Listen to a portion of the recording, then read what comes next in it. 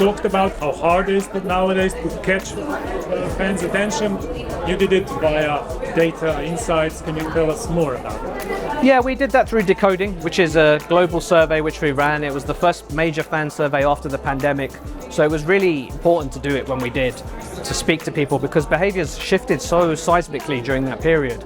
So we interviewed 25,000 fans, 20 different countries in all the continents of the world, in order to really get an understanding of these behaviors shifting. And it's really helped drive our strategy. It's helped us deliver better work for our clients.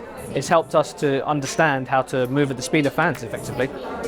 So when I say receptive, selective and non-receptive fans, yeah, can you explain those terms in a simple way? Yeah, I mean, receptive fans are people that are willing and open to engage with sponsors. They are ready and receptive to that.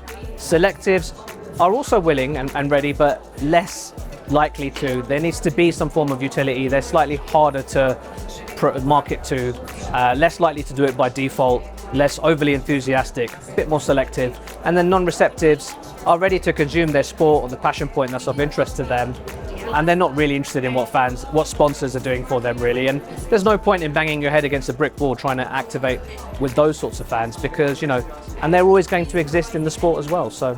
And if you're a club or a federation, what is the end game? Do you want to get all fans to buy tickets, all those types of fans, or do you want them to engage in another way and be part of your? Well, I think organizations are always going to be driven by their commercial objectives. What is actually bringing the money through the door at the end of the day? So of course there's always that. So whether that be selling shirts, whether that be getting bums on seats, whether that's going to be selling season tickets, getting people to sign up to things, there's a multitude of ways now that people are monetizing their fans. What's really important though is to understand how to engage with them, how to make them feel more positive, to not just look at the short-term commercial community, and also to understand the commercial opportunity for brands as well. So increasingly we are seeing more brands enter sport. We're seeing them become smarter about the objectives that they have. It's really important that the sports industry moves in accordance with that as well, and is able to deliver that value for their sponsors and partners as well.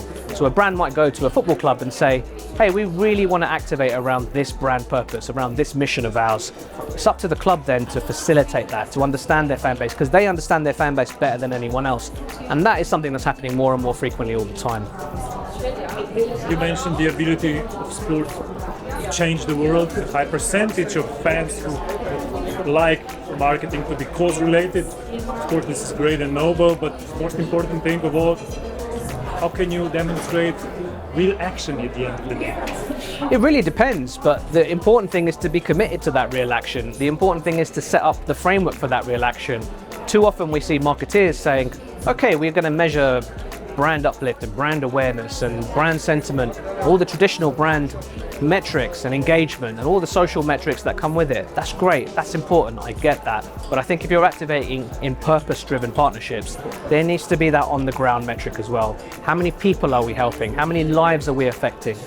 I worked on a campaign this year around football and purpose, where we had a metric which was lives affected, lives transformed.